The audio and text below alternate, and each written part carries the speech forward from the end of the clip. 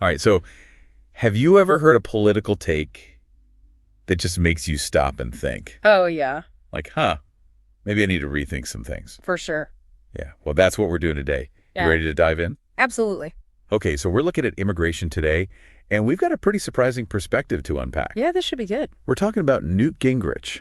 Oh, wow. Newt Gingrich. Oh, Yeah, yeah. former Republican Speaker of the House, so Yeah. a big name.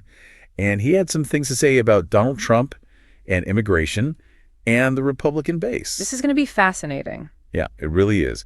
And our source material comes from excerpts of a YouTube video transcript from the Ring of Fire. Okay. And they're talking about an interview that Gingrich did with The Guardian. Got it. So we're going to be going back and forth a little between those two perspectives. Exactly. And as always, we're not here to take sides or tell you who's right or wrong. Right. We're just here to break it all down. Look at all the different angles. Exactly what's Gingrich saying.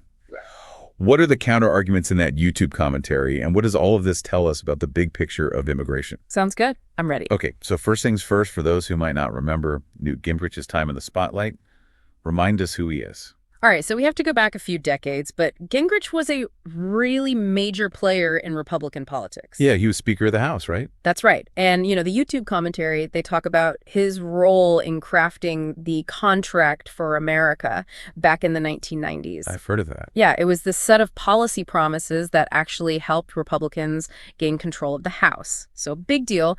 And he was also super involved in the impeachment of Bill Clinton. Right, so a pretty pivotal figure. Very much so. And at that time, he was considered like a leading voice of a very conservative movement. Okay, so then fast forward to today's political scene. Right. And it gets interesting because the YouTube commentary actually suggests that by today's standards, especially with the rise of the MAGA movement, Newt Gingrich might be seen as almost a moderate, which really makes you think about how much the Republican Party has shifted. It's wild how much things have changed. Totally. And this shift in how people perceive him is really important to understanding what Gingrich is saying now. Okay, so let's get into that. What exactly is he saying about Trump and immigration? So in his interview with The Guardian, and this is where the YouTube commentary comes in, they break down his argument that Trump's approach to immigration, especially when it comes to deporting legal immigrants, is mainly appealing to what Gingrich calls the most rabid part of the Republican Party. Wow, most rabid. That's pretty strong language. Yeah, he doesn't hold back. And what's really interesting is that Gingrich himself seems surprised by this focus on legal immigrants. What you didn't expect it. Right. He's quoted as saying that he'd be very surprised if you see any significant effort to change the game for people who are here legally. So it sounds like he thinks this idea of going after legal immigrants is a pretty fringe belief. Yeah, like it's not really representative of the broader Republican Party. Okay, but then we have the YouTube commentary, and they're saying something totally different. Right, they're pushing back hard on Gingrich's assessment. Like saying he's wrong.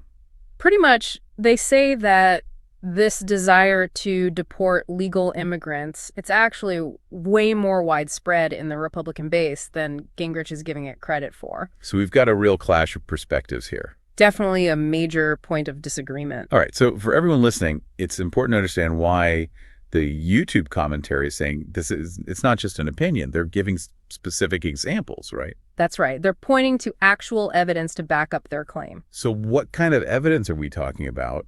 What are they using to suggest that this desire is more common than Gingrich thinks? Well, they talk about a lot of activity on social media that supports this idea, and then they highlight the views of some really prominent figures in the conservative movement, people like Steve Bannon, Okay. Laura Loomer, Stephen Miller, Tom Holt. So these are big names. They are, and according to this perspective, these individuals are advocating not just for stricter immigration enforcement, but for deporting people who are here legally, even people who have become U.S. citizens. Wow. So this is where it gets really controversial. Yeah, and this leads us to Operation Second Look. Okay, I've heard of this. Yeah. What exactly is it?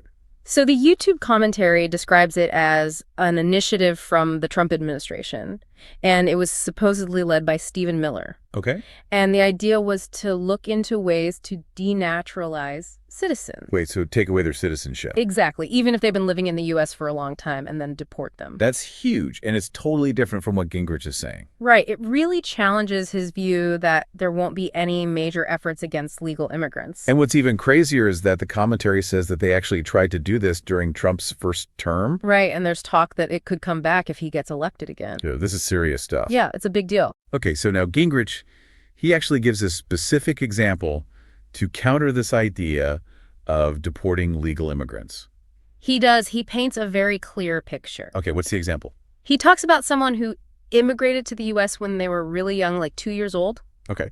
And this person, they only speak English. They did amazing in school, like valedictorian in high school, and now they're working as a nurse or a doctor. Wow, so someone who's really contributing to society. Exactly. And Gingrich's point is, why would you deport someone like that to a country where they don't even speak the language and where they're not a citizen anymore? Yeah, that's a really powerful argument. It makes you think about the human side of this whole debate. Definitely. And then Gingrich goes on to talk about what he thinks the Trump administration should be focusing on. Okay, what's that? He says they need to consider the different levels or gradations within the immigrant population. Like, not everyone's the same. Right. And he wants them to find a balance between national security, which is important, Yeah. and what he calls human concerns. So basically saying, don't just have a one-size-fits-all policy. Exactly. Be more nuanced. Think about the individual cases. Okay, and then Gingrich also brings up something that's really practical, and that's how this will all play out in the public eye. Oh, yeah, the optics. Exactly.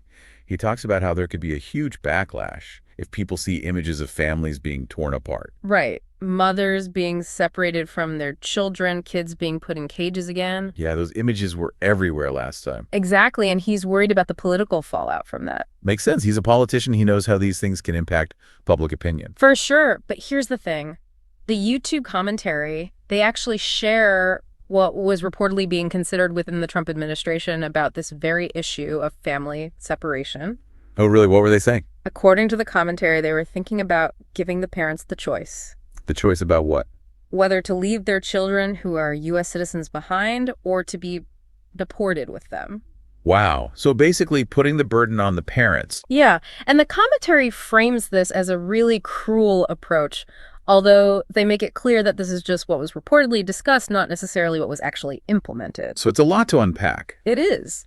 But it's clear that we have two very different viewpoints here. For sure, on one hand, you've got Gingrich, who's been around for a long time, and he's saying he doesn't think there's widespread support for deporting legal immigrants. Right. But then the YouTube commentary is arguing that not only is that desire much more common than Gingrich realizes, but there are already plans in place to make it happen. Exactly. And they point to Operation Second Look as proof. Right. And to those individuals who are publicly supporting these ideas. Yeah, so it's a really interesting contrast between someone who might be seen as more moderate now. I think Gingrich. Yeah, and what some people are saying is a much more extreme element within the Republican Party. And all of this really makes you think about where things are headed with immigration policy. Right. So as we wrap up this deep dive, we've looked at some really complex stuff. We've explored Newt Gingrich's take on Trump's appeal when it comes to immigration, and we've examined those counter-arguments from the Ring of Fire commentary. And it all leads to a really crucial question for you, the listener. What's that? Considering everything we've talked about today, what do you think will actually shape the future of immigration policy in this country? What factors will be the most important?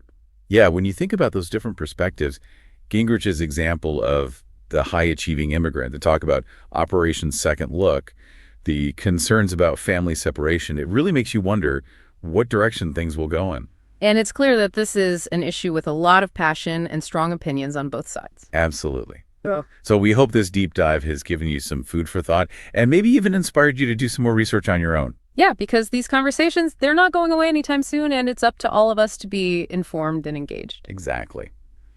All right, that's it for today. Thanks for joining us for another deep dive. See you next time.